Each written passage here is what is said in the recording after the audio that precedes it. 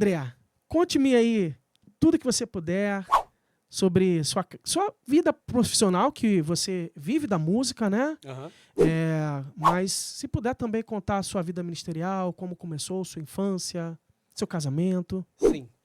Eu sou nilopolitano, nasci em Nilópolis e morava ali em Anchieta, Parque Anchieta, e depois a gente foi morar em Padre Miguel, Certo. ali na Vila Vintém.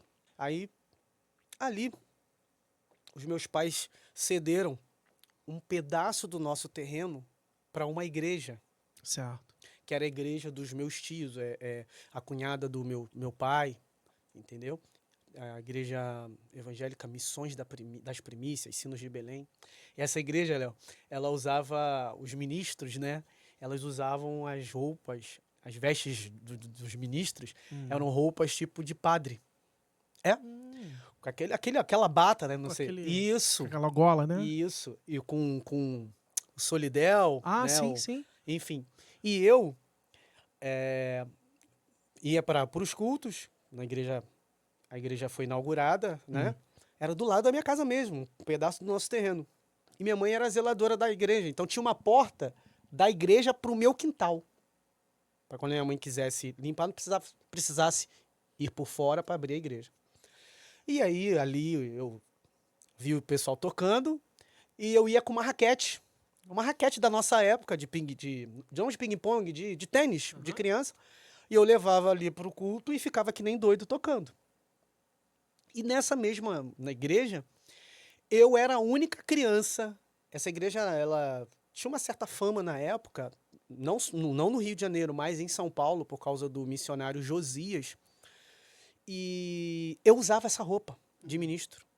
Eu era a única criança dessa denominação que tinha autorização do pastor presidente da igreja para usar esse tipo Caramba. de vamos botar assim, uniforme dos ministros oficiais da igreja. Então, Entendi. que eram essas pessoas?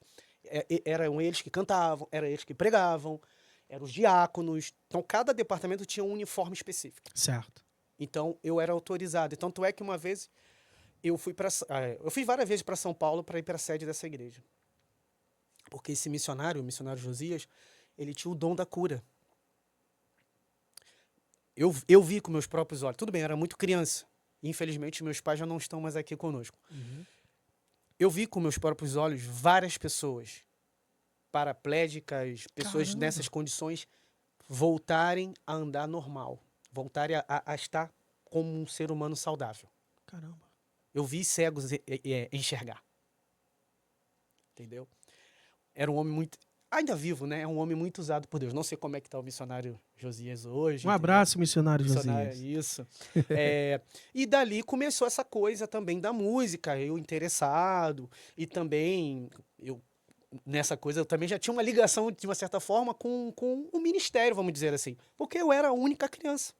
Até hoje as pessoas lembram de mim, Caramba. porque eu era a única criança que podia usar O aquele... tamanho não mudou muito, Não né? mudou muito, né? Só tá E grisado. o pessoal até falava assim, cara, o André, ele é um futuro pastor dessa igreja, um futuro líder dessa igreja. Eles me viam assim. Mas eu continuava fazendo as minhas coisas de criança, jogava futebol, bola de gude, estudava, vivia a minha vida normal. Mas eu tinha essa situação nessa igreja da época, Que legal. entendeu? Aham. E aí foi sair dessa denominação, a gente foi morar em outro lugar, foi pro meio do mato, lá para dentro de Belford Roxo. Lá para dentro de Belford Roxo. Eu não me adaptei, e aí eu fui morar com os meus avós, isso mais ou menos, nisso eu já tinha 10 anos de idade. E aí foi indo. Fui para a igreja, assembleia, né? Aí entrei para uma aula, porque eu tive um tio chamado Jordelino, e ele tinha aula com um professor que chamava-se Moisés. Certo. E eu via a aula ali, né? E ficava maravilhado. E meu pai olhando aquilo ali, meu pai agoniado, tipo assim, poxa, eu tenho que dar um jeito nisso aí. E eu queria aprender. Aí meu pai não tinha condições na época de comprar um violão novo. Aí meu pai pegou, achou um violão, ele trabalhava lá pro centro Rio, não, na Zona Sul, ele achou um violão no lixo todo quebrado. Caramba. Limpou, pá, colou o violão. E eu só vi a obra pronta, né? Certo. Eu não vi ele colando, limpando, não vi nada disso, né? Ele escondeu muito bem. Aí chegou pra mim, filho, eu tô com esse violão aqui que eu achei no lixo, eu limpei, colei ele pra você. Você quer aprender? Quero. Não pensei 2 vezes. Eu não sabia o que iria acontecer na minha vida. Minha mãe não queria de jeito nenhum, porque, ele vai aprender, vai sair da igreja, vai para sem vergonhice, vai, e meu pai, ele vai aprender, ele vai aprender. Eles discutiram até na época. E graças a Deus, não tem um momento que eu paro para refletir na minha vida profissional e ministerial, vamos dizer assim, na área da música, que depois de agradecer a Deus, eu não lembro do meu pai. É claro, a gente não acredita que possa falar com quem morreu. Sim. Mas eu agradeço a Deus pelo pai que ele me deu, porque o meu pai me deu um destino. Não que Certo. minha mãe não tenha me dado um destino, mas o meu pai foi o fator principal disso aí. O pai não tocava nada. Uhum. É verdade. Mas minha mãe cantava na igreja. Os parentes, né, meus parentes por parte de mãe, Aham. sempre teve algum músico. E na parte de pai, né, os meus primos, mais pra frente eu conheci alguns que também lidaram com a música, né? Tenho um primo, o Anderson, que há muitos e muitos anos atrás, ele tinha um curso de música no Calçadão, numa daquelas galerias lá, aqueles prédios lá em cima. Nova Iguaçu? Não, aqui em Padre Bangu? Miguel. É? Desculpa, no Calçadão de Bangu, Que legal. entendeu?